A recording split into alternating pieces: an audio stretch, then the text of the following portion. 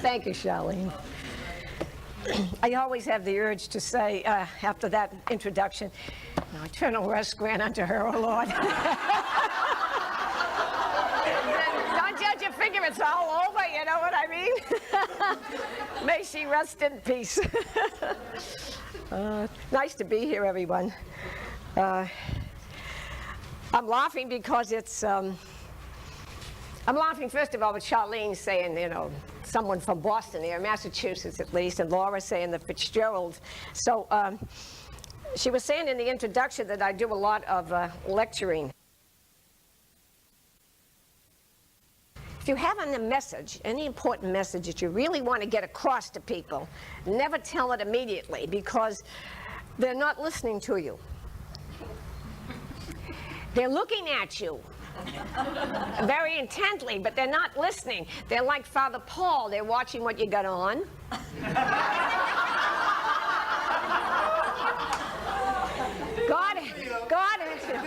God help the day that they don't look, right, ladies?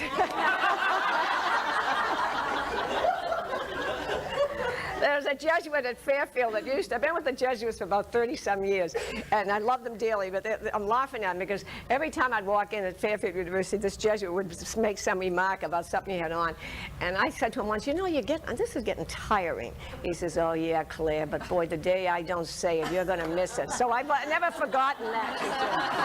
But they say people look at you and they're wondering how old you are and all this stuff. They said never deliver your message immediately because no one's listening. So I tell you to do a little trivia, you know, get people used to you. So I'll do a little trivia if that's all right with you ladies. I'm laughing about Fitzgerald because someone's, usually when I'm introduced, somebody will say from Boston, well, are you related? And you know, the Irish ask that. You never say a name, are you related? You know who they mean. Are you related to the Kennedys, you know, et cetera, et cetera. So I always tell this story about, of course, with all the scandal going on with the annulment process and all this, you know, someone said to me the other day in Boston, aren't you glad they're not Catholic? So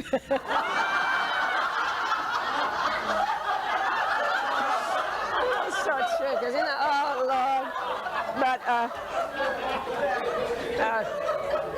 But usually that relation comes up, but I was in my congregations, I think we're the second largest in the church. We're a very large congregation. Some had school sisters at Notre Dame in schools maybe.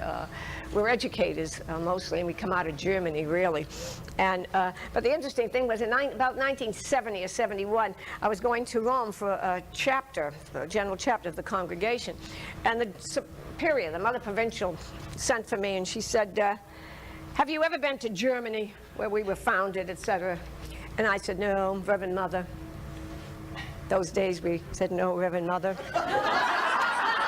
And the interesting thing was that she said, I think you should go over to Germany first on your way down to Rome because I think it would behoove you to go to the foundress's grave, kneel down, and try to imbibe some of the holiness and the pristine fervor of the congregation, which you woefully lack.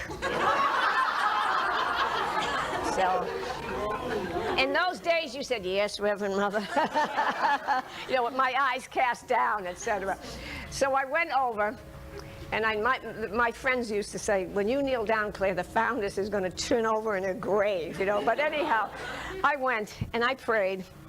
I don't know whether it did any good, but I then had about another week or so to do something. So I decided I will go to, I'd like to go behind the Iron Curtain. At that time, the wall was up, you know, and our sisters in Germany had the division. So we had a group of sisters in East Germany, or East Berlin, if you will, behind the wall. So I thought, no, I'd like to go over there while I'm here and see that. And I'm a political scientist by profession. That's my field, government and economics. So I'm very interested in politics and the wall. So I thought, I'm going to go that wall. I'm going to go to Checkpoint Charlie, and I'm going to get on the other side.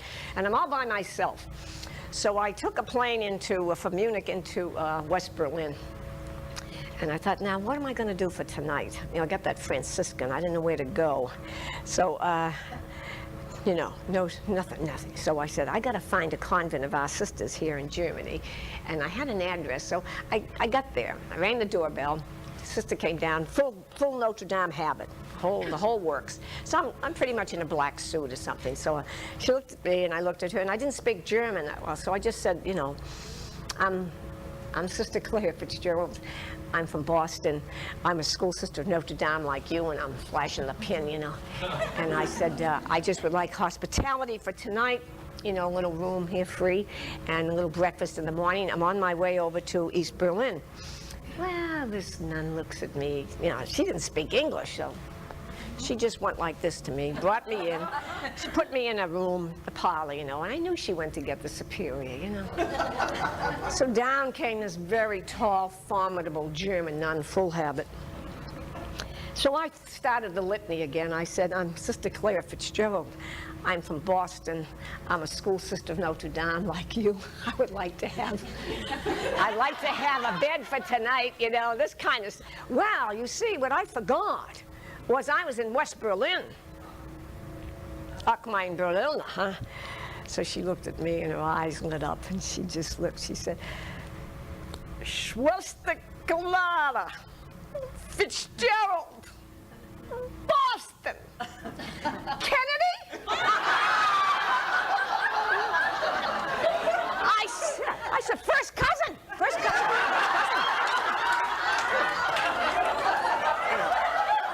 You know, I was going to get in that room for the night. I had to get free room.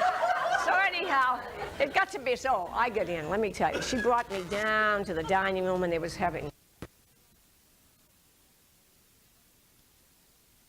not what she said because she spoke in German, but she swept her arms.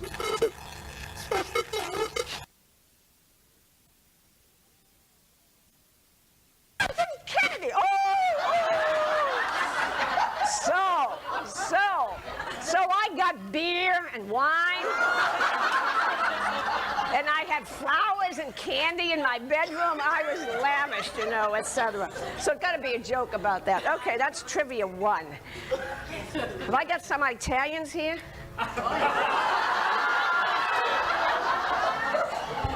I think. Is this supposed to be on here somewhere? Thank you, Jude. Jude came to my door this morning. Looking for my knocking. clothes. I said to him, you can't get in, I'm dressing. I didn't know who it was. His robes were in the office part of where I am. And I'm in the bedroom and I'm dressing, you can't come in. So he left. And then he came back because he desperately needed to get his clothes in the thing. But it wasn't Claire. He wanted to see what you were. That's probably. Okay, Jude.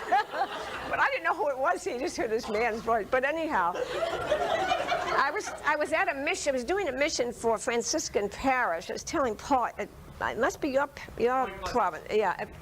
Was it New Jersey? Point Pleasant? Yeah, Pleasant. Somebody from New Jersey? Point Pleasant, Paul? Sort of went there with summer. Yeah, St. Peter's. Oh, yeah. Yeah, and the Franciscans have it. Yeah. And the Franciscan father, who is the pastor, is Italian.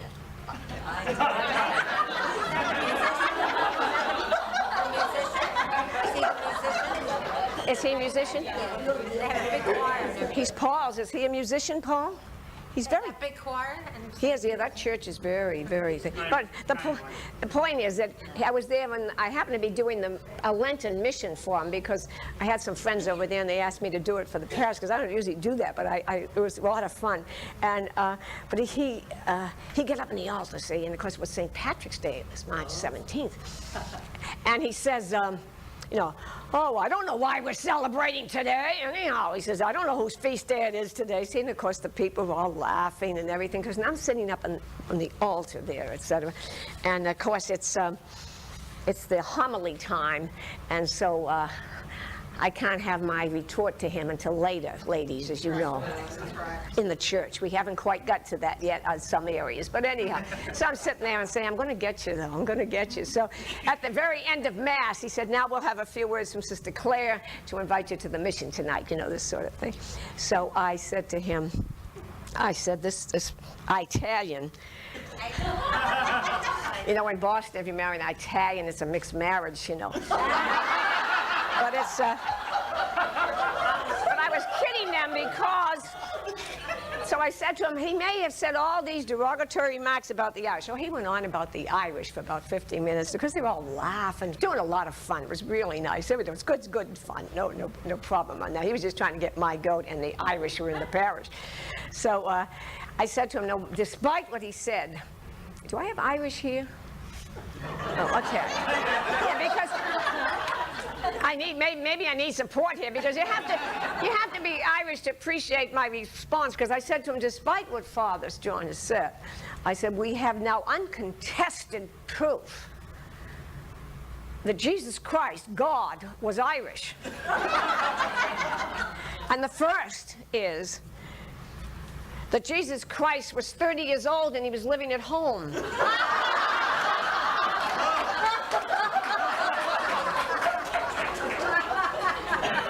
The second is that he's 30 years old, he's living at home, he's unemployed. Now you got to be Irish for this one. And the third, which is the one that clinches it, that we know he's Irish, is that Jesus Christ, God, was 30 years old, he's unemployed, he's living at home, and his mother thinks he's God. You know that Irish? Okay, all right. Okay, all right. The Irish appreciate that with the man and with the boy and the family, you know. He was God.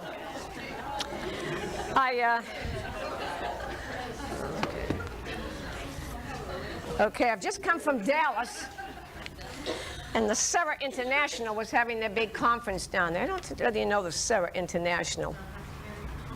Yeah, you know the Sarah International group? I've been there for a couple, 3 Have you really? Oh, they had a big conference down in Dallas. They had maybe 2,000 people down there. It was unbelievable. But I was laughing because my watch was on Dallas time, which is an hour earlier. So I got up and thinking it's 6 o'clock, and I came out to this section, the house up there, and all these ladies are there talking about arthritis and what have you. But I thought to myself, why is everybody up so early? Because I never function nearly till about 11, you know. So I'm thinking the whole house was alive. And then I finally realized that it was 7. It was 7, almost 7:30. So I had to move myself to get on Baltimore time. There's, when I heard the arthritis, it made me think of something. Because when I looked out the window this morning, there was kind of looked like it was going to rain. And I was thinking about arthritis. We talk about rain, weather, you know, bones don't work. And I don't know whether you're familiar with Joyce Rupp, but she's a nun who writes some marvelous things. But I just love her thing on about Monday mornings and dark days. What's that song? Rainy days and Mondays always get me down, you know, that kind of a thing. But she has a wonderful thing on about Ezekiel. And she uses it really for the month of January and February, particularly if you live in the Northeast. Those are very bad months. I mean, you know, when I was provincial, everybody wanted to leave the community or get a new job in January and February. So I used to never like to read my mail during those months. But she uses Ezekiel, and she says when Ezekiel comes in Scripture, comes to that, you know, that big valley, and he looks down and sees nothing but dried up old bones. You know, can you imagine a valley filled with thousands upon thousands of old, dried up bones, no life in them? And Ezekiel looks up to God, Yahweh, and says, oh, do something with these old, dried up bones. You have that marvelous scene in Scripture where Yahweh breathes on those bones, and then you have that cacophony of sound, if you will. You know, when the ankle bone went to the knee bone and the knee bone went to the hip bone. That's where that song comes from, you know. And all the bones began to come together and stand up as human beings and are full of life. Well, she uses that, but she does it this way about dry bones. And she says to me, she says in it about on Mondays and that when you come, she says, here I am in Ezekiel's valley, one heap of bones among many. I feel like just another stack of old dry bones. Some Mondays I feel this way. Tuesdays too.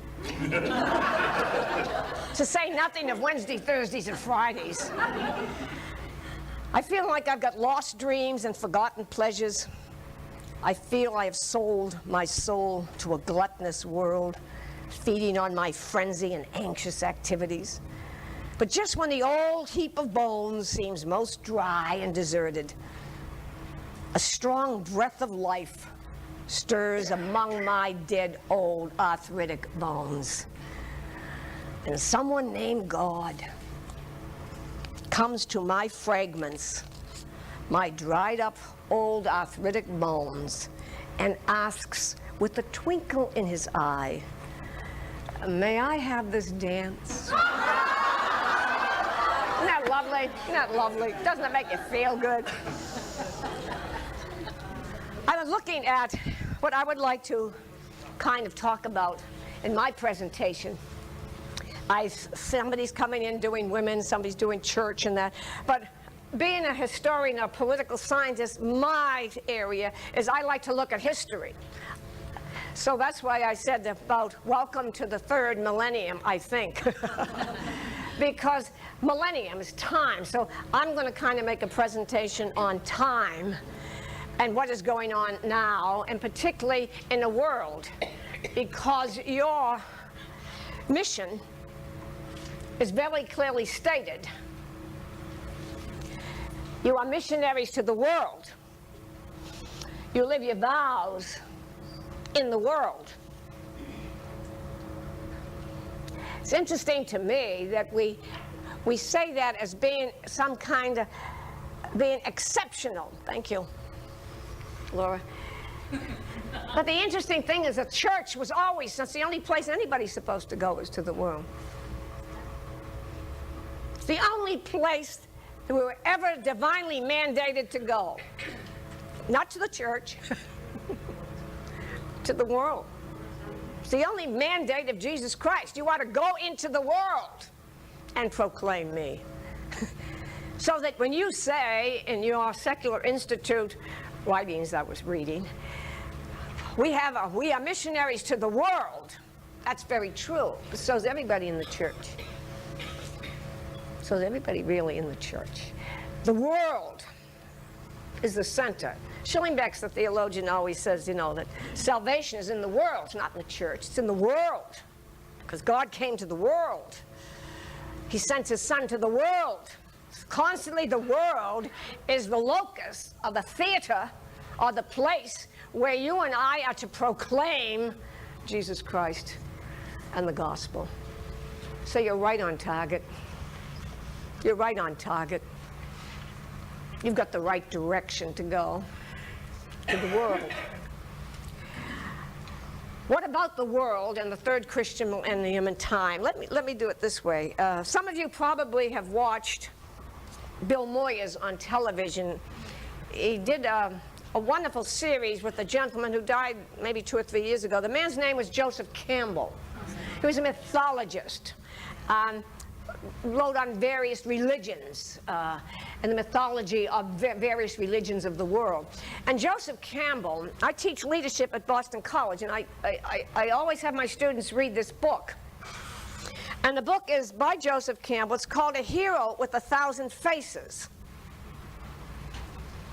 And in that book, Joseph Campbell makes this statement. If you're living now,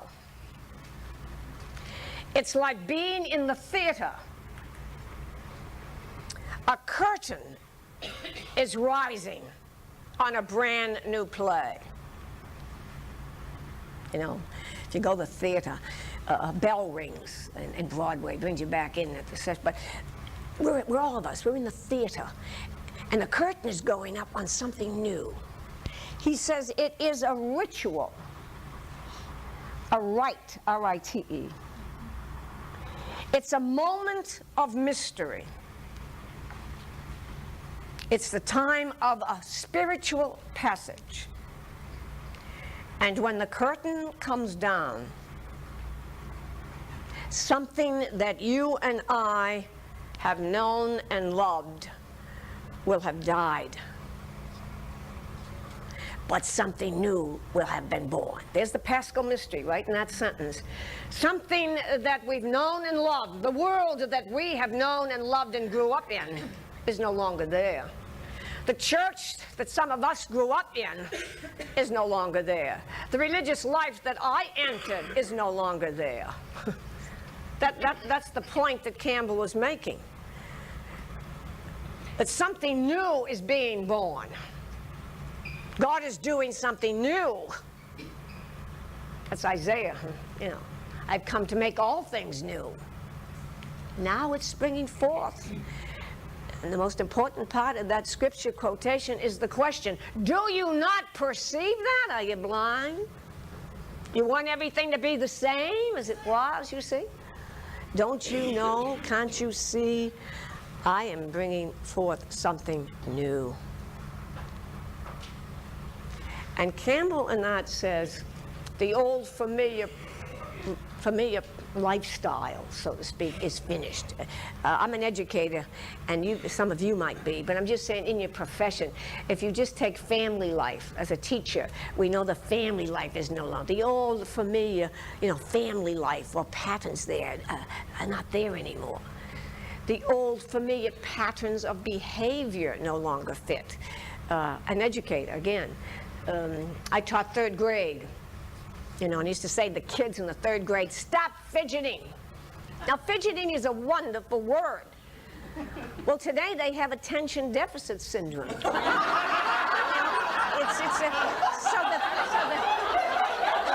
you got, it's the pattern of behavior. We know what the kids are doing. All of a sudden they're quiet and bang, a book will be thrown up in the air. The patterns of behavior, the kids, they don't fit the old. So Campbell was saying, if you're living now, something new is afoot. Something new is changing. Everything is in a state of change. So we get with that. When I talk to religious congregations of women, in a sense, and not a secular institute of missionaries, but I keep saying we are at a moment of mystery. The first thing anybody says when I go into a group of religious women in the church, be they Franciscans or be they Notre Dames or Mercies. I just finished giving a retreat in Nashville, Tennessee. We had 74 Mercy sisters. And the interesting thing is, the first thing they'll say to me, what's the future gonna look like, Clea? And I'll say to them, I haven't got a clue. And the second thing says, I really don't care in a sense. Because my moment is now. Something I'm gonna say about that. It's never a question of your secular institute or my religious congregation in the church. It's never a question of what form or what shape it's going to take of your institute or my religious congregation. The most important question facing you and facing me in my congregation is, how are we going to rekindle the whole purpose of it all? It's not the shape or the form that's important. It's how do you light the flame on the purpose? How do you get it going again? What was the purpose of this whole thing in the first place? Do you see? How do you rekindle the purpose of your institute? Don't worry about the shape or the form. That'll come. You worry about the purpose. Why were you the institute? Why did you come? What was its purpose? And how do you get that flame going again, you see, for the purpose of religious life? So that seems to be the question of time. Now, we live in the 21st century. Let me look at time then. We call the 21st century in history, the church calls it the third Christian millennium. You can get the kids to spell millennium, you're doing well. You can spell it. I was talking to some freshmen in a college out west, and I asked to look at the freshman group. They were there, and they had certain hats on and things, They had the baseball caps backwards and the whole bit, And I said, I looked at them, and I said, you are the class of the millennium. See, they'll graduate in 2000. No, glazed eyes, like who cares? It's the millennium, you see. But we're coming to a third Christian millennium. So we're dealing with a world of a 21st century, and we're dealing with the church of a third Christian millennium, which only means that, what? The message of Jesus Christ will be preached for 3,000 years. I mean, that's all the third Christian millennium means, is when you step over that year 2000, you are coming to a time when you say the message of our founder, Jesus Christ, is being proclaimed for 3,000 years in the world. We're stepping into the third Christian millennium. And as you know, this is the year of Jesus Christ. Next year is the Spirit. Next year is the Father, and then we go into the year 2000. So the Holy Father will open up the Holy Door, having done the Trinity, ending with the Father, and moving into the Jubilee year. So the Triduum for the millennium in the church is these 3 years. 96, 97, Jesus Christ. 97, 98, the Holy Spirit. 98, 99, the Father, and then we open the door into the third Christian millennium. Okay, so time-wise, that's where we're at. There's a German theologian, Rudolf Schneckenberg, who says about time. Now, I'm dealing with time because you and I are living in our institutions at a very particular historical time. You've got to know the time, because if you do not know the time and what's going on, you will not know the task that you are supposed to be doing in that institute. It's a very important thing. I teach leadership, so a leader has to know the times they're living in. It's crucial. It's crucial to anybody. But Schneckenberg says, we are always summoned by the events of our time to perform the tasks God has assigned for our time. Now, that's a very important little phrase, because a lot of people sit down and think they can close the doors and windows and sit down and write a mission statement or a plan of action, or this is what the Institute should be doing, or this is what religious life should be doing. You see, whatever we're talking about, you can't do that. It's the world. It's the events of the time, the political, economic, social, cultural events of a time that give you and me our tasks. Because the tasks that we engage ourselves in have to have some relation to the world in which we are living and the church we are living, and the needs of both. Okay? So you're looking at that sense of timing that's so important. Let me look at a theologian, woman theologian, and I'm going to do her little thing on the board so that you can see where we are in time. I want to give it to you in times. So I'm going to look first of all at a church, and I'm going to do it in 3 areas as we move into our third Christian millennium.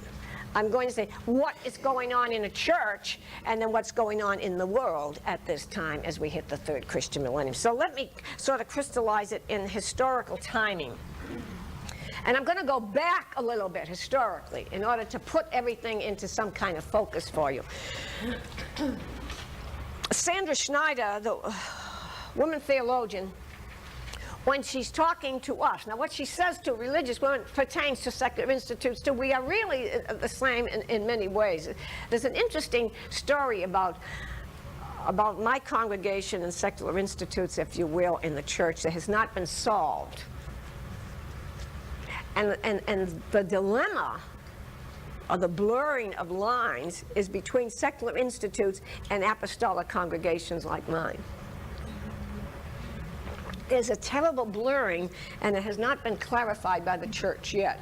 And it's only because the church has failed in its 2,000 years, but has failed up to this point to identify who we are. My congregation, not you. You're very clearly defined. You're very clearly defined as single women who take 3 vows, belong to a secular institute, approved by the church, and that you live those vows where? In the world. Yeah. In 1983, the fathers here remember we received a very important document from the Holy Father called Essential Element Document. We called it the EE document. The priest might remember it, but we received a very important document. And the opening page of that document said that we will define secular institutes, and they define religious congregations, okay? Religious congregations. And they say religious congregations, and let's just say they're talking about mine, they take 3 vows, and they live them away from the world. Now that's what caused the difficulty, because we were at the bishops' conference, all the bishops of the United States, and we had to give a report. And Archbishop, I was on the Vatican Commission on the study of religious life, and I'd been president of the Women Religious of the United States, the LCWR Leadership Conference. So we were there regarding this document because we took great issue with it. Because what we said to them was, if we asked the Vatican then to define Carmelite nuns and Poor Clares. Who are Carmelite nuns and Poor Clares? They are a religious congregation. They take 3 vows. And what about them? So we said, where do we fit? You see, and you probably don't realize it, but no one has ever defined who we are. And I'm trying to think of the guy who wrote, the priest who wrote the Discipleship. He's a theologian for religious life. But he said, never, never has an apostolic congregation of women, not of men now, been defined by the church, because it leaves us where? Then we are the same as this. And no, we're not. We're apostolic. And we do. I'm just trying to tell you, that has not been resolved. You may think it has, but it never has. So it's quite an interesting thing to play with that thing. Thanks, Paul. Oh, you could erase it for sister.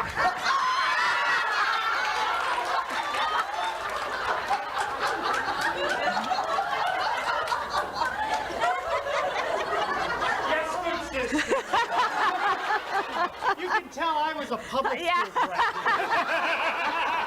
Not trained. Now you see the new church, ladies. Okay. Thanks, Paul. Thanks, Father Paul. Sandra Schneider's looking at us, and she's looking at Religious Congregations Church, but I'm trying to say whatever pertains to us pertains to you too, you know, because we're all women of the church, this, you know. So one of the things that she has written about religious life for us, and she says what you are going through now, so if I can put this in this way, she said what you're going through now is the dark night of the soul. I don't know, St. John of the Cross, as you know, had written the dark night of the soul. Now Sandra Schneider's thesis about us religious in the church is that she says you are experiencing now in this era as we head for the third Christian millennium, you are experiencing what she calls the very dark night of the soul. Very dark night of the soul. Okay. But she does this way. She does it for 3 things. She takes the church, okay, and she says, if I can put it in terms of history, I have to say everything in some kind of... Not a good job. I don't get a star. No, you don't. Public school. Public school. If you go back into medieval history, okay, if you go back into medieval times, and let me put it on a timeline if you can, so let me put you back into the 10th, 11th, 12th, 13th, 14th centuries in that sense, just to get it. I have to see myself on a continuum of time. If you go back into the medieval history, medieval times,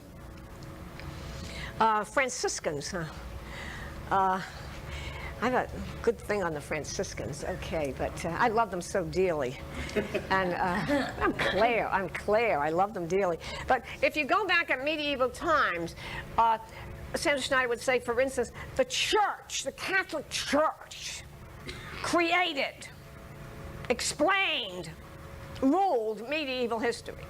You know, we created it. It's our creation. The church made that history. That's the only thing that existed if you know anything about history in the Middle Ages. Everything was Catholic. The divine right of kings. Kings had to be anointed by the papacy. You know, this whole thing.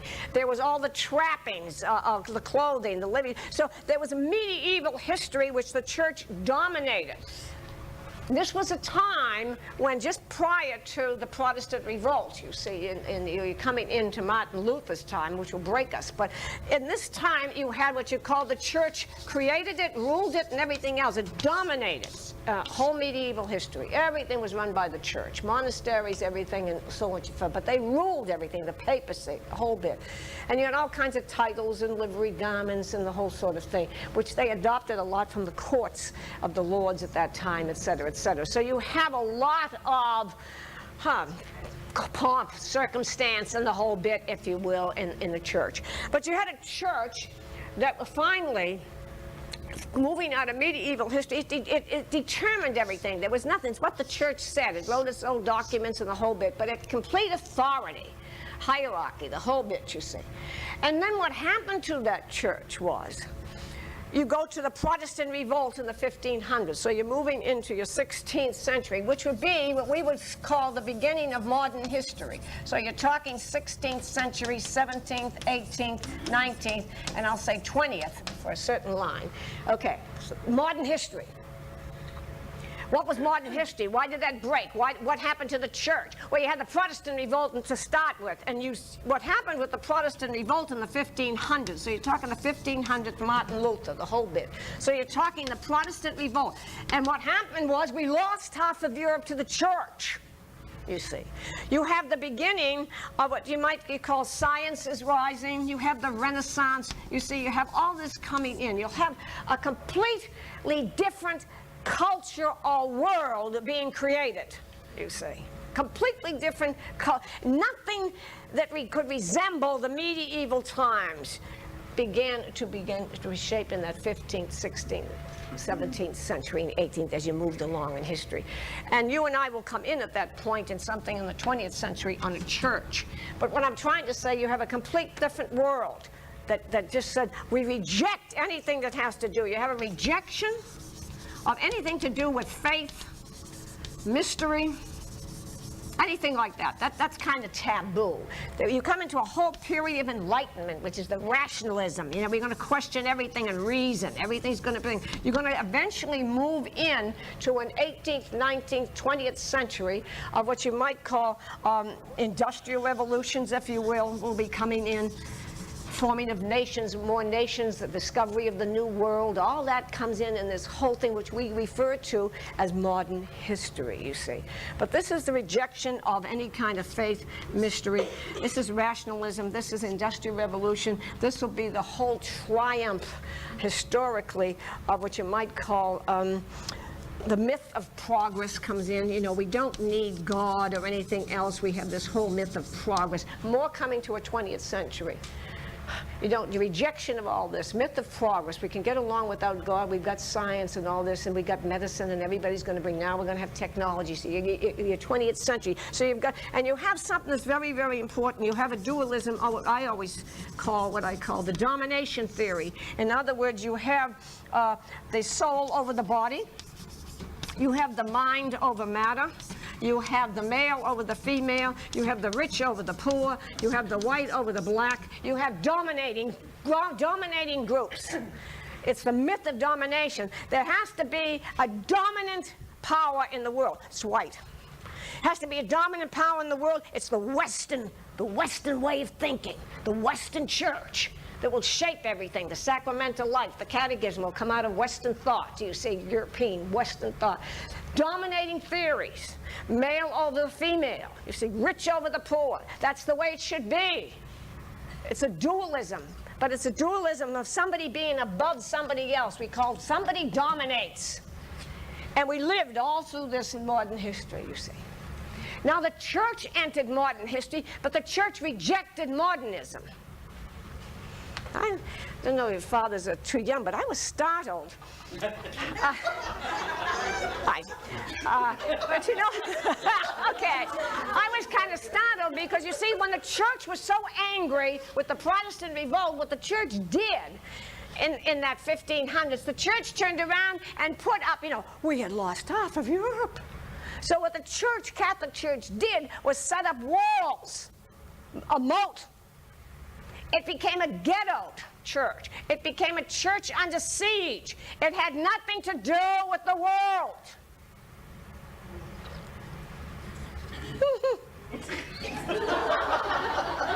The worst thing that my novice mistress could say to me was, "You are worldly. You are worldly." You know, causes me to tremble, tremble, tremble. But what I'm saying is, you know, I'm trying to give this very briefly, but what I'm trying to say is the church rejected modern history, so much so that it called modern history a heresy to be condemned. Church had nothing to do with science, psychology. any of the new ideas of thinking, critical. You couldn't do it. Take me growing up in a church. Now, many of you grew up in a church. Like, if you married outside the church, out the faith, I mean, if you married an Italian or a you couldn't, you couldn't be married in the church. You had to go out in the sanctuary, in the rectory, if I recall. I don't remember all of it, but I'm just trying to say to you, we were a very ghetto, and I remember studying even at Catholic University, the index, the books that were on the index that you could not read. You see, the church said, no, nobody can think outside of. I don't want you to get contaminated. We're going to protect ourselves. No one's going to smash us ever again like Martin Luther did. We're not going to see. You see, there became a siege mentality. Boy, as a kid in Boston, if you ever went inside a Protestant church.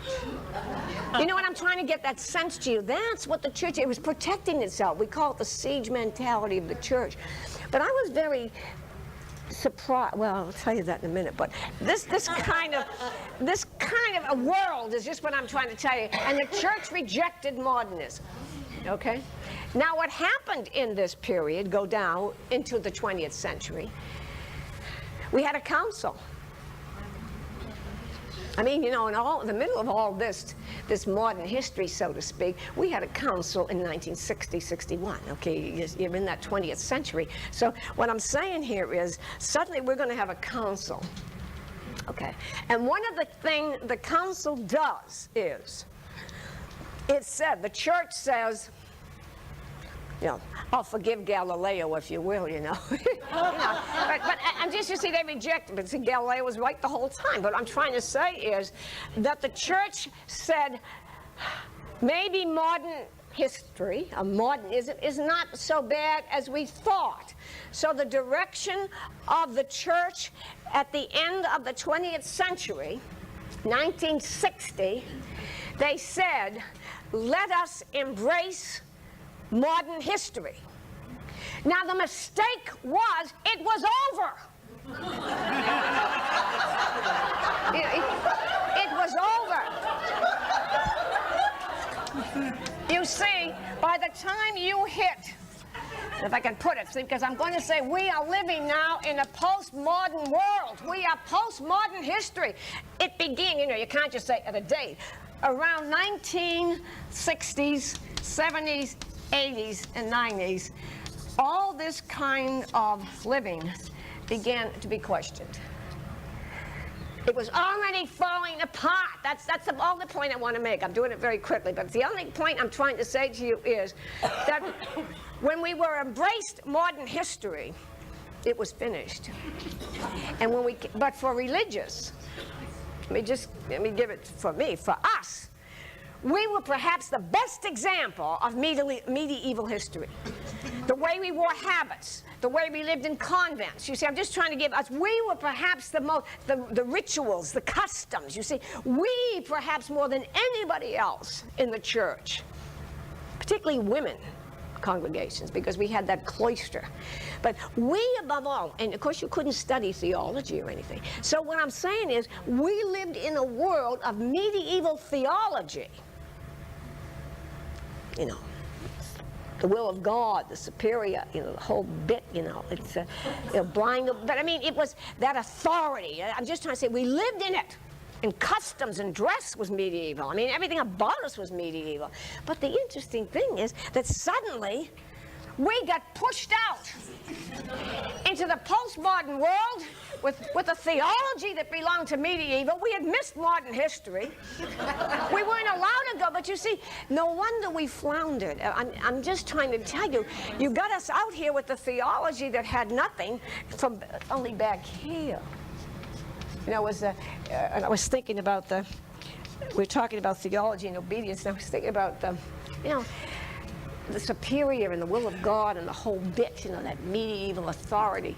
I can remember being very young, and I was just out on mission, and I can remember a superior saying to me, I want you to make a phone call to, I think it was P.J. McAvoy. It used to be a company that had Surge, you know, and you had to order bolts of Surge so we could make our habits.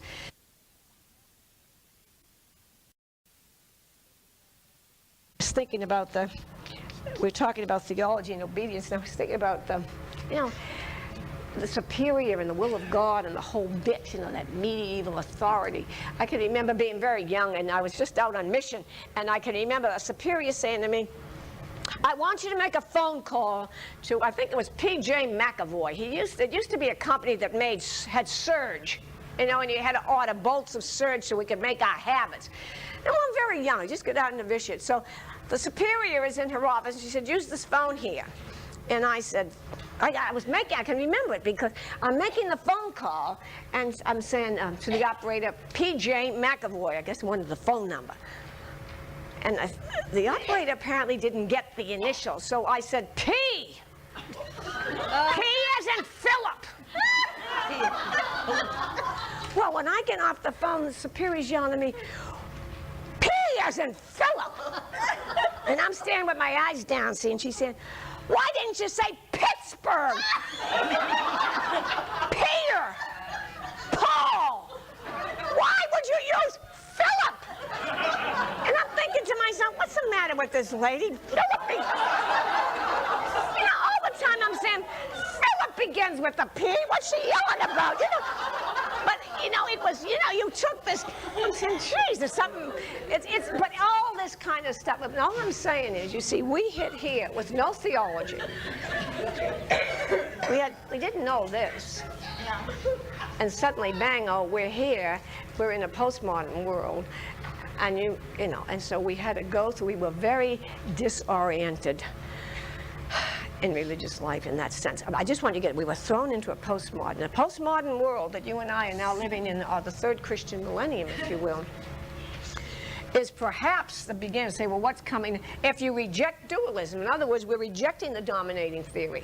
We're rejecting the exploitation of the earth, you see. We did all that. We're starting to have ecology. You know what I'm saying? You're changing because here was the exploitation of the earth. Get the minerals, get everything, you know, strip mining, the whole bit. And suddenly we got a generation saying, wait a minute, you know, the earth is our habitat. We're all connected, you know, this kind of stuff. So ecology is a good example of showing you postmodern thinking that's rejecting this, do you see? Okay? So you're getting to say, wait a minute. Maybe the white is not the dominant race on the earth. You see, all this is now starting to be questioned.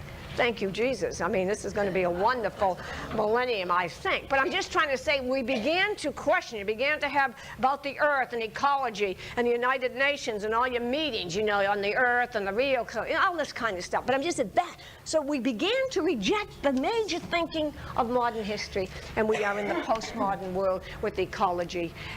And maybe, just to give it this, is the book that was on the, let's say, the bestseller list for New York for 36 weeks. Care of the Soul by Thomas More.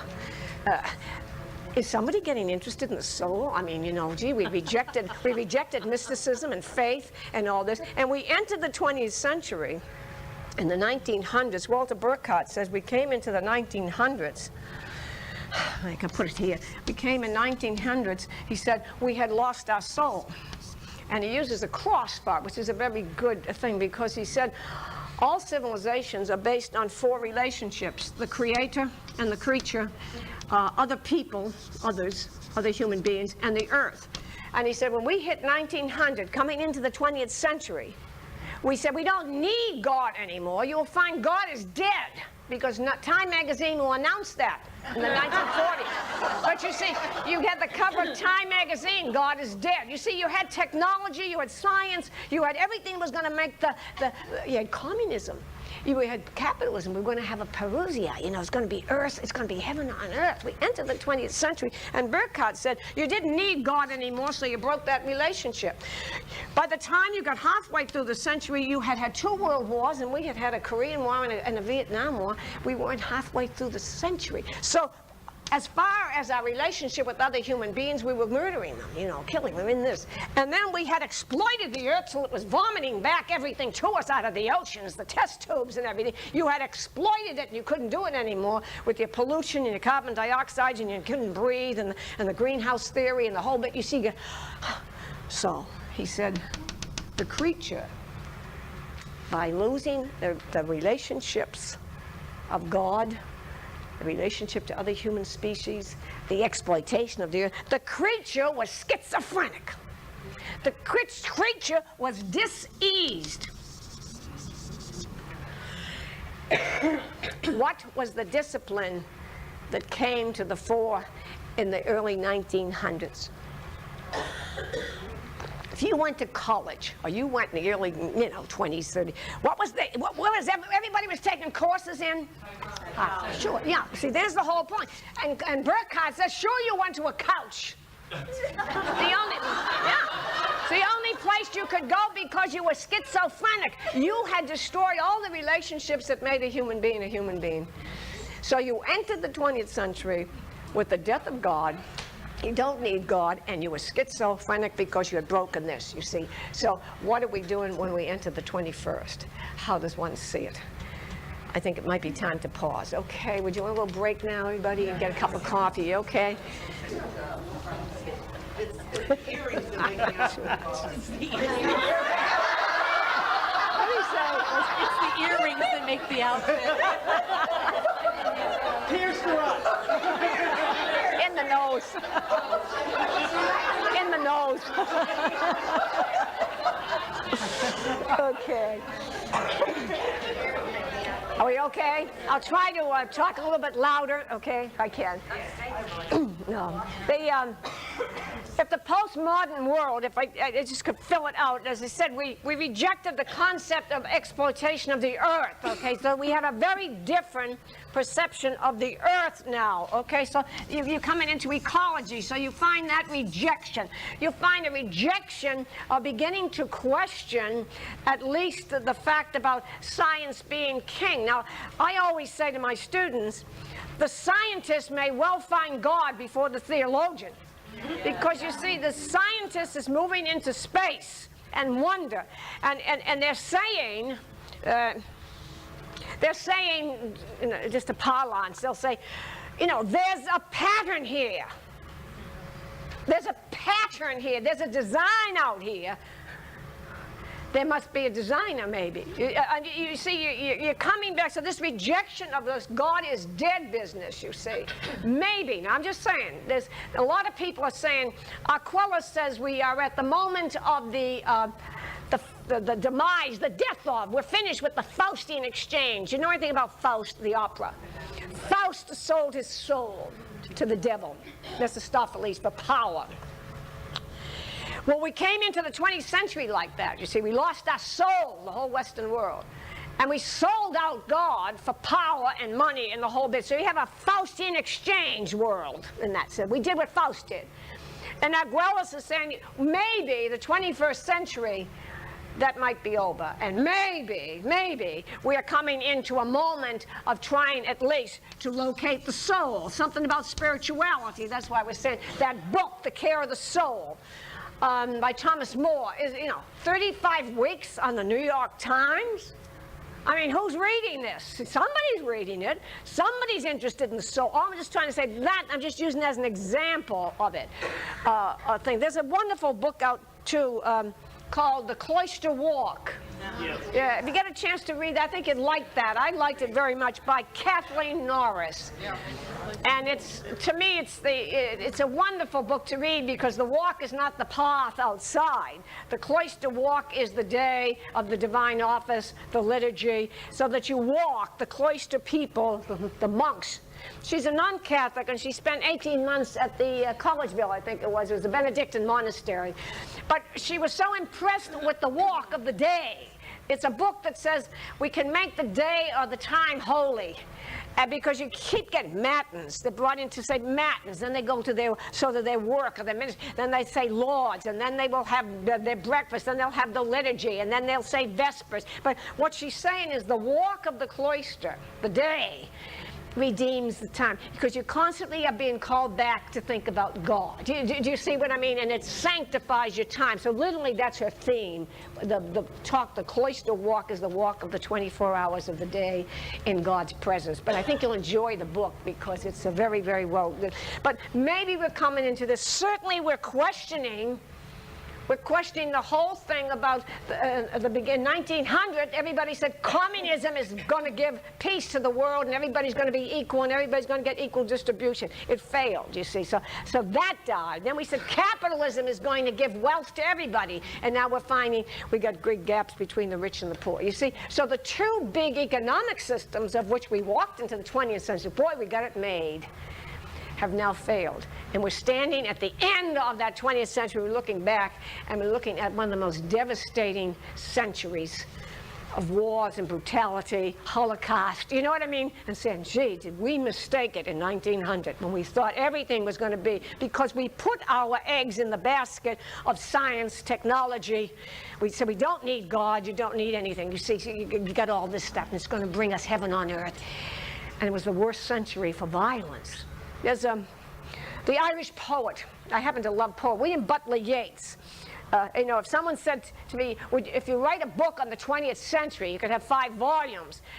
But William Butler Yeats, as a poet, I think he does it in 2 sentences. And he looks back at the 20th century, back to 1900, and he says these 2 lines, which I think are classic. He said, we fed the heart on fantasies. Communism, capitalism, science, technology. We fed the heart on fantasies, and the heart has become brutalized on the fair. That says, and the heart has become brutalized on the fair. We ate it. We thought it was going to bring us everything. You see, we ate it, the fair, F-A-R-E. And what happened, we became brutalized. Look at the violence. Look at how people, you know, don't care about each other. You know, I'm just trying to say. So in those 2 sentences of William Butler Yeats, you get the whole 20th century summed up, if you know what I mean. But we're looking at least questioning this myth of domination. Who says that the white's better than the black? Who says? You see, we're beginning to question who said the male is better than the female. See, you know what I'm saying? Yeah. You say what I'm saying? Yeah, you're getting into that. You know, who said, you know, yeah, the criticize. Do you see what I'm saying? So you had the women's movement and you had feminism and you had all that moving in, but I'm saying, and what the animal rights movements. You see, this whole thing began to question all the principles and ideas that we lived on here. Do you see what I'm saying? So you come into the postmodern world, it may be an attempt to say, let's do away with this dominating theory and this dualism. Let's see if we can get some kind of equality, that somebody doesn't have that, and the rich and the poor and the gap and the whole bit. Let's see if we can close it. And there's something about the mystical coming in, you know, the spiritual, the mystical, with the mystery of it all. I'm very much into this because I think that's what if you're, I don't know anybody people because you're all professional, most of you, and I'm just saying, the thing that designates this the best, but I'll just put it down. If you know anything about science, now remember, we rejected science in our own way because we thought it threatened God, you know, that God didn't exist and everything was being proven in the laboratory and so on and so forth. But the thing, if you're talking about a scientist today, we are into quantum physics, you know, okay, all right.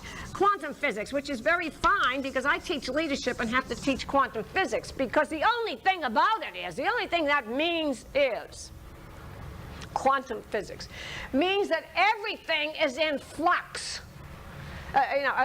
Everything is in waves. It's becoming. It's flux. There's not a stability. The earth is not the machine. We always said it was the big machine, you know, Newton's theory. The earth is a big machine. No, it isn't. It's a great thought.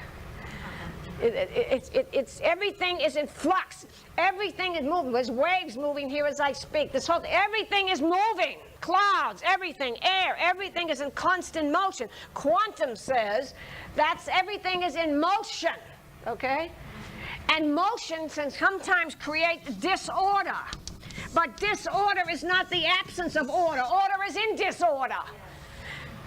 Everything is in. You know, how to live in chaos. Chaos is a very good thing. Quantum theory is chaos theory. Stability, when things get stable, that's when you worry. You know, it's an interesting, quantum physics means that there is chaos, but there is order in the chaos. electrons, protons, they're all moving in the air. They're not killing each other. They're forming patterns. That's what I want to get at. Because the whole thing of this is the patterns of relationship, and everything in the postmodern world is going to be related to relationships. Take a corporation, IBM. Yeah. I don't mind, I'll take it. But you watch their order. You see, what do they do now? They do not work alone. Everybody does and relating. If you want to bring in a group, team teaching, if you want to do in a school. But what I'm saying is they know that if they have a product, the man who discovered the product is doing it in a test tube, has got to relate to the guy who's going to do the packaging of the product and selling it in the public relations. There are patterns of relationships now developing in organizations, be in their religious life, the church, organizations like IBM, General Motors. Everything is how well do they relate to each other in that company. That's quantum physics. Quantum physics is finding the relationship of electrons and protons going through the air. They relate to one another and form patterns. Patterns of relationships. So the whole postmodern world is going to be based upon that theory. And you carry it down into leadership. I teach leadership. So leadership has to know how to deal with disorder, how to deal with chaos, how to build relationships, how to, let me concretize it, never have departments in high school because you've broken the relationship of knowledge. I mean, I make it as simple as that as an educator. The worst way to educate was to have an English department, a history department. See, you broke the patterns. You didn't see any relationships. So now everything is saying, we got to put them together. And the students don't see. I'm just trying to see, that's quantum physics. Quantum physics says everything is related. So you get that in the postmodern world, but that comes down into how we form our groups. But in a sense, it's not chaos. No, It's not right. Yeah. See, the quantum is called the theory of chaos. But the problem with the word is we've always donated. We always said that word means upset. It doesn't mean that at all. And it is the nature of thing. When you have a quirk or an interruption in the whole system, you got stability. See, chaos isn't the interruption, stability is. Do you see what I'm saying? Religious life. Let me just show you what I mean. 1950, pre-Vatican II. Huge schools. I had 84 students in the 8th grade. Okay, one session. 92 in the 3rd.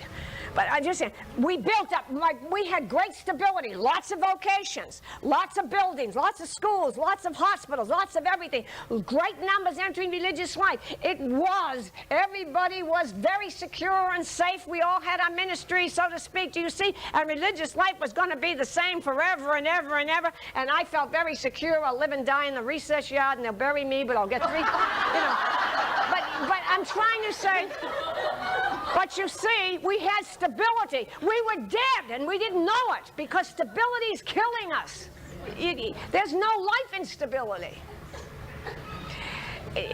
Take a wire and pull it, and you get tension, but it's alive. Take your hands off, and what happens? It falls flat. See, stability, we were dead in 1950 and 1960. People are saying we're dead now. It's just the reverse.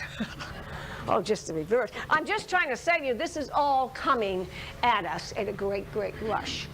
But I'm just trying to indicate there's creativity and chaos, you see.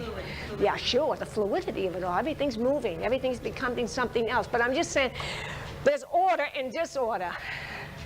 When things get too stable, it means something's dead. Yeah, stagnation. And that's what we're saying. We were dead here. We were dead here, and we thought we were thriving.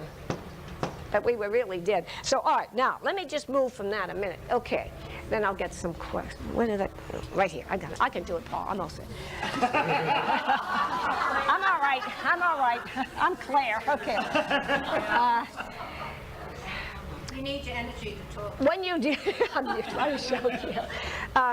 When you move from say, modern history to postmodern history and change in that, and say, some people reject it. You see, they reject it because they're comfortable in that church or in that world of which you and I grew up.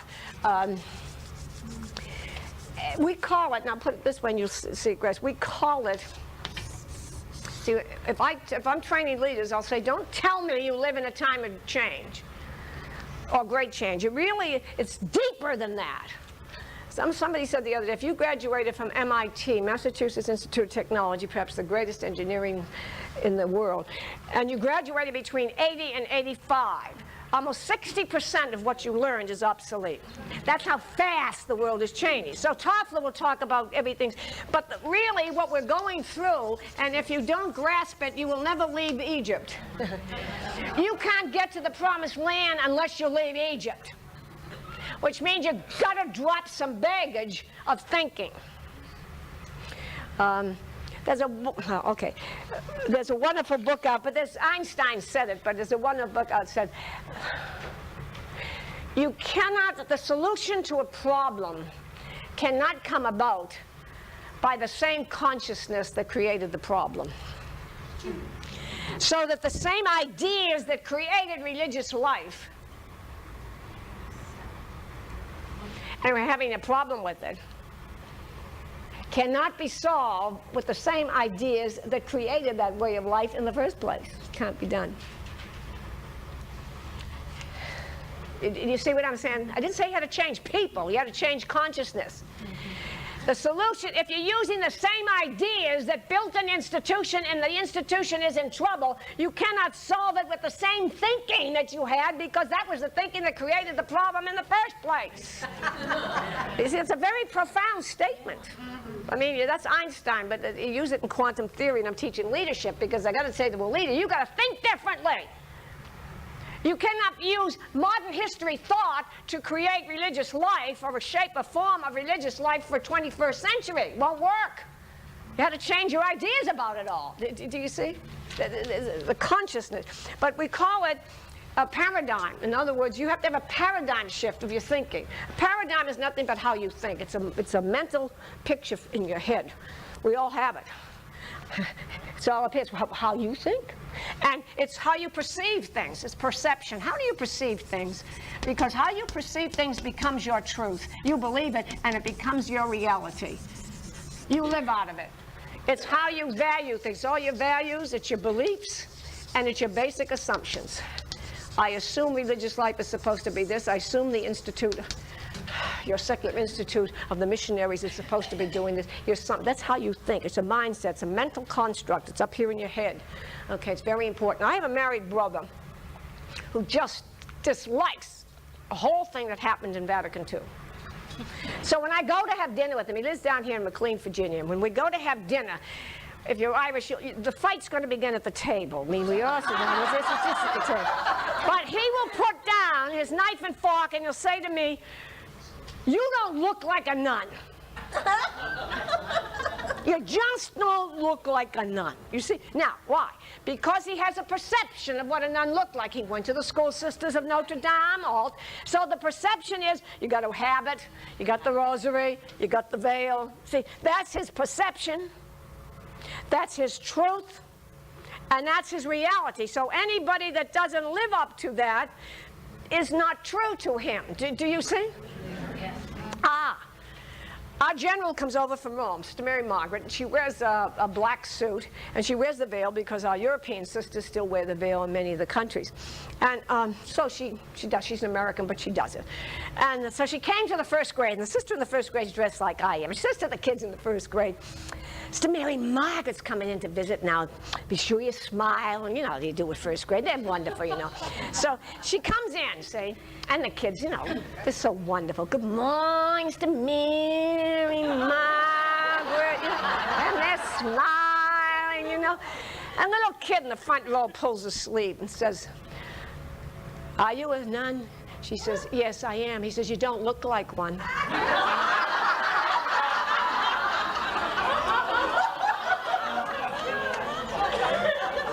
Do you see what I'm saying? He says, "What's the funny thing on your head?" The veil. That child has absolutely, that habit, that veil has no connotation to them at all. It's not his truth. Somebody in that is not a true nun. It's not real, but to my brother it is. It's always your perception.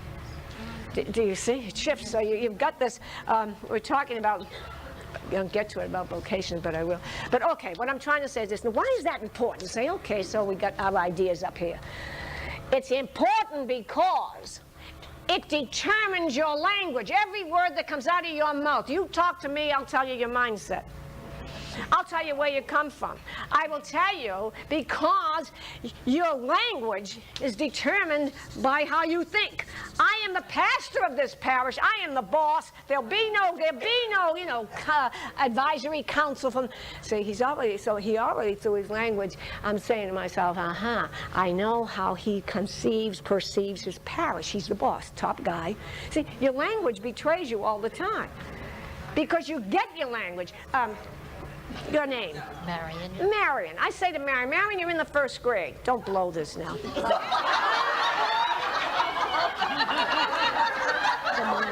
Say up. Okay.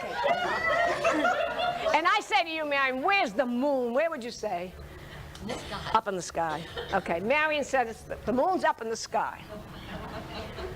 The astronauts in our time went to the moon. And in my office, I have a huge, huge picture from NASA.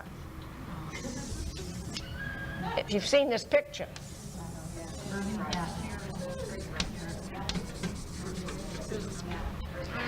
They sent a message back and said, we have seen the Earth rise above the moon. No astronaut says up, because he's seen the new truth. The Earth is above the moon. He saw it. That's why that picture is so valuable. See, nobody ever had a picture of the Earth until our century. But they saw it go above the moon. So no astronaut says up, because he knows it's not true. He'll say, I'm moving in and out. An astronaut never says up and down, because he has seen the new truth and the new reality, because technology has allowed him to go out there. And so when you see that when the Earth is above the moon, that is saying everything when you have that picture from NASA. You have to change your language. You have to change your rituals, your rites. Well, you would know it from your liturgies. Oh, and I love this. You've got to change your hymns. If you sing a hymn, you see, they come out of your thing. Example, I'll do it. Okay, now some of you might know, but I don't know if you went to Catholic schools, but when I was a young kid in high school, there was a wonderful Jesuit who used to talk to the high school kids. His name was Daniel Lord, S.J. An army of youth fighting the standards of truth. We're fighting for Christ the Lord. Our heads are lifted high, Catholic action our cry, and the cross our only sword. On earth's battlefield, never a vantage will yield. As dauntlessly on we sing, comrades true, dare and do, 'neath the Queen's white and blue, for our flag, for our faith, for Christ the King. Oh, give us a hand. Hey. Okay. Yes, but you see, I'm a historian. You sing that hymn, and I know exactly when it was written. I know what church you came out of. You told me your mindset. You came from a church who thought the earth was a battlefield. Not holy and sacred, but a battlefield. The cross became a sword. On earth's battlefield, see, it's an army. It's a militant thing, okay? And then you have, you read, watch the thing. You sing that hymn. See, you sing a hymn. A hymn has to come out of here. So how was the church thinking then? What kind of a church was it? We're always battled. The earth is a battlefield. The cross becomes a sword. Oh, but it's the last line that gives the way to a historian. The last line says, for my flag, for my faith, for Jesus Christ. Jesus Christ is third. The flag is first. But that has nothing to do with rhyme. It's got to do with history. You've got to be a historian to catch that last line. Why would we sing a hymn that would put the flag of the United States first before Jesus Christ and the faith? Why? See, you just don't sing a hymn. Why? What was the thinking of the church that allowed such a hymn? What was the mindset? Well, if you were a Catholic in the United States, 1850s, 1890. Anti-Catholicism. They burnt our convents, huh? They wanted us out of the schools, huh?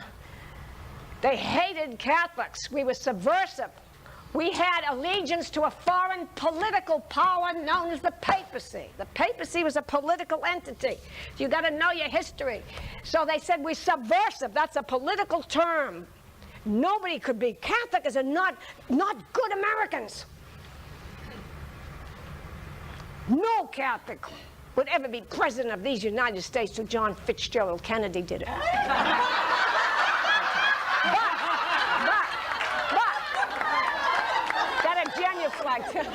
Got a genuflect. In my house, you genuflect. Okay. But I'm trying to see. You see this whole thing. But you see, that's why we did it. So the Catholic Church was determined. You taught school.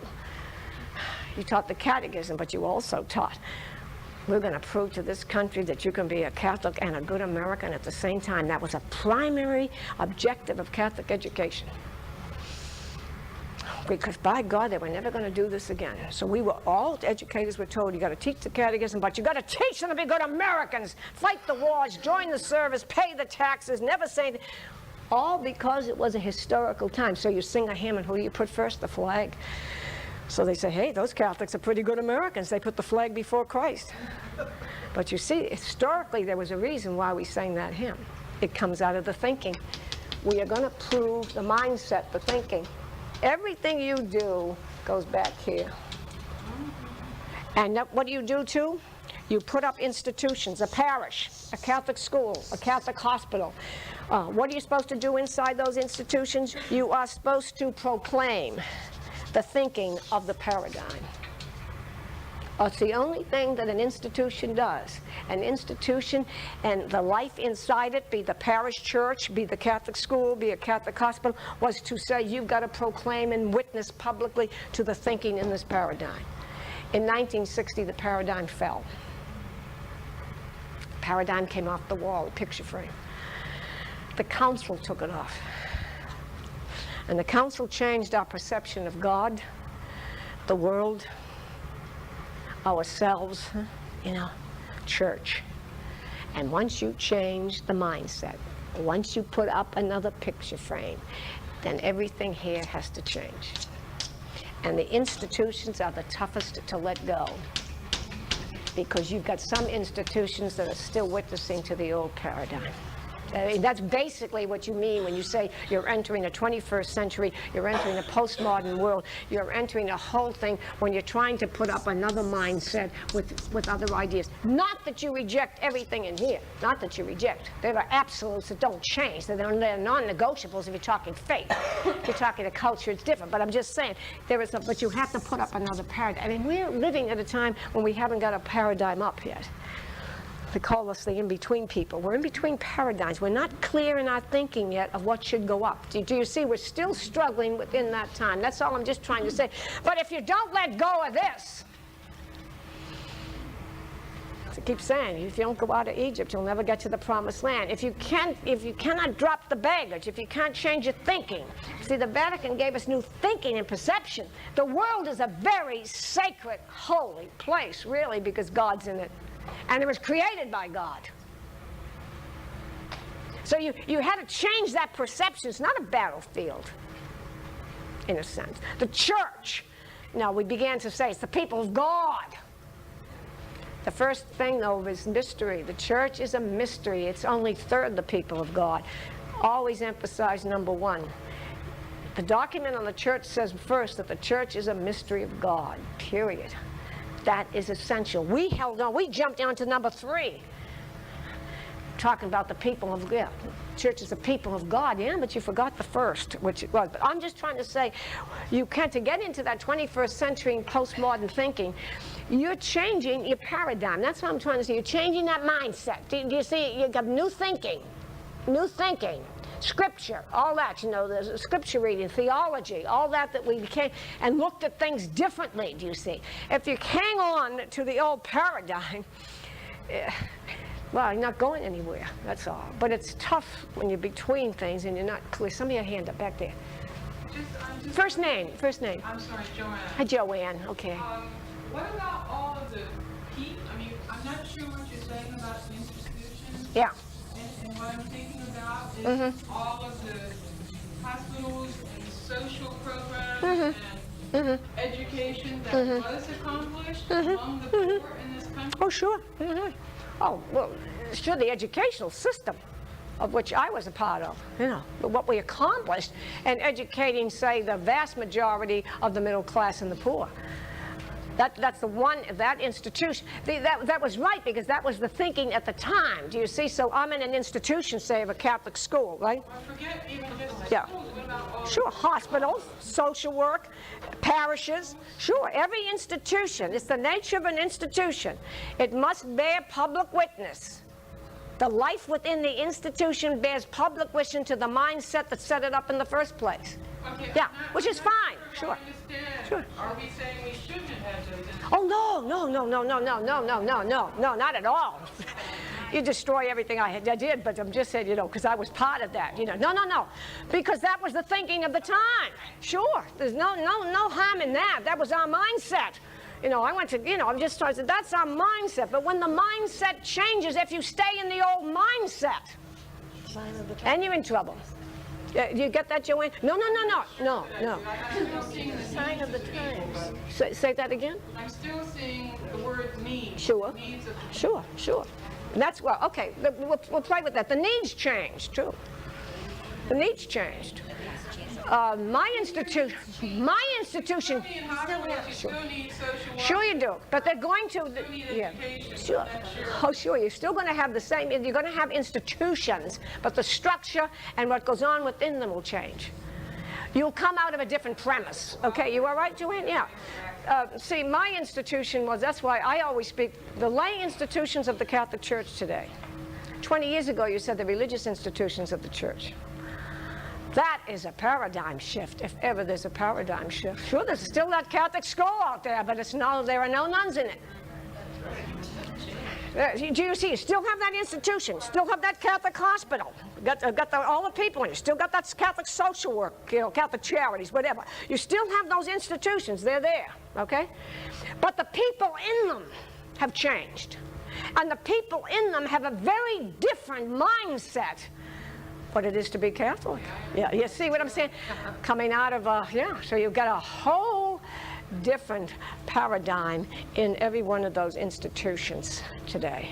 They see themselves differently. Yeah, sure, the schools are the most marvelous example, because the lay people in the Catholic schools will say, well, I don't think that makes it Catholic, but you thought, Sister Claire. We don't particularly think that the crucifix on the wall is the thing that says this is a Catholic school, and they're right. They have a very different mindset about what it means. They're in the institutions, but they're going to change its shape and its form and its meaning, and they're going to come with it with a very enriched concept of Vatican II thinking, scripture, theology. It's all going to be there. The schools will be there. They'll be Catholic from their view of Catholic. They'll be Catholic from the new thinking of the church. You see, that's what I'm saying. So that the structures will then relate back and public witness to a new thinking which was brought about by Vatican II about church, about God, about the world. You see, we didn't have that with those institutions. Yeah.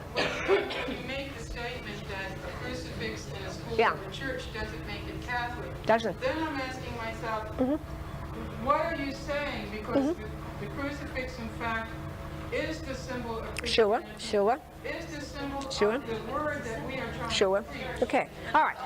Let's suppose I have a crucifix on the wall, and we do have it in the schools. There's no question on that. I'm not saying that. I'm saying, but you could have a tyrant of a teacher. You could have no charity going on. You could, you see. But we thought that was all it was. I mean, a lot of people thought, well, that was it. You see. No, we didn't.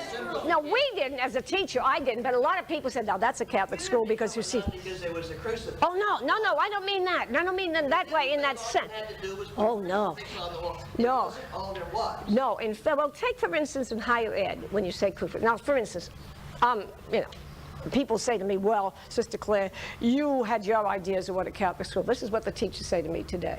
Now, the lay teacher will say, well, we disagree with you, Sister Claire, because now we are in the Catholic schools, and therefore we have a different view of what it is to be Catholic. This is the reaction they give me all the time, because I come from the other institution, so to speak, when we had all nuns in the school and so on and so forth.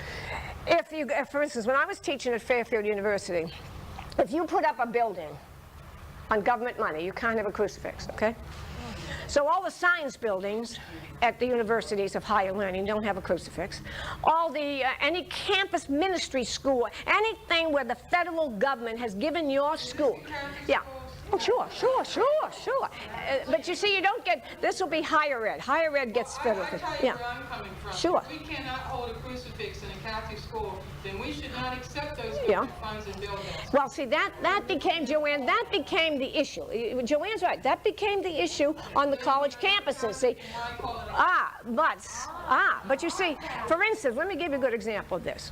I went in, I was at a science, I'm at a science building. They assigned me to the science building, okay? So I walk over as a teacher.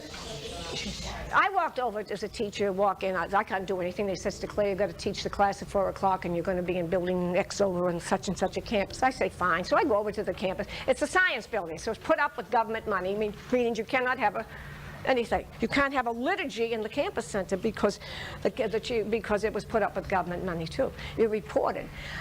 I literally prayed before class and was reported to the dean. I was reported to the dean of that Catholic institution, Jesuit, because I literally prayed before class. So I just walked into the class and said, you know, because I had non-Catholics in the classes mixed, and I just simply said very simply to them, sorry folks, I'm going to do my thing, you do yours. And I continued. Like the dean sent for me and said, what do you intend to do? I said, I intend to do what I do.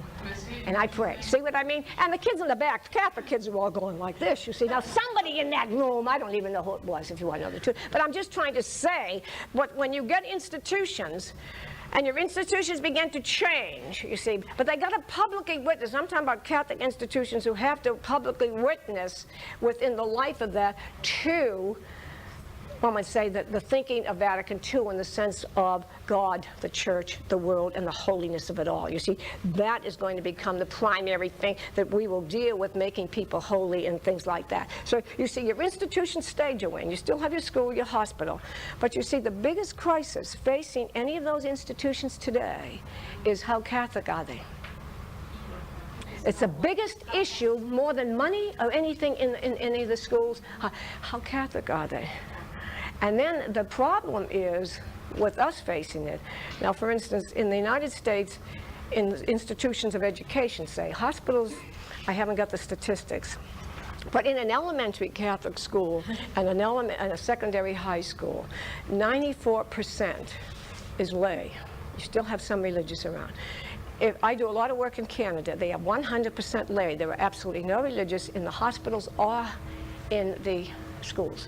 So you've got institutions now of the Catholic Church that are, I have to literally say, we are the lay institutions of the church. Now, what's the problem here? What is it the bishops say to me, Claire, what are we going to do? Because what you've got is a group of wonderful people, wonderful lay people. And they now have to be the faith bearers and the tradition carriers of the church. They now have to take those institutions and make them Catholic, carriers of the faith, teach the faith. And the problem we're confronted with is with wonderful young teachers who go by the hundreds look at me, and they want to do it. They never had a course in theology. They know nothing about the church. They have no church history. So what Canada has done is the bishops, you know, and 7 of us go up there as a faculty, and the bishops have gathered us, and we do a whole, we began with 50 hospital personnel, 50 Catholic school personnel, 50 Catholic charities, you know, social workers personnel, and we are doing a 2-year program of theological underpinnings. We're teaching them the moral ethics of the church. We're teaching them of the church history. We're teaching them scripture. We're teaching them spirituality. You know what I'm saying? So that at least after 2 years, we have got somebody moving back into those institutions with some theological training and formation in which to continue into keeping those institutions as faith carriers and tradition bearers of the Catholic Church.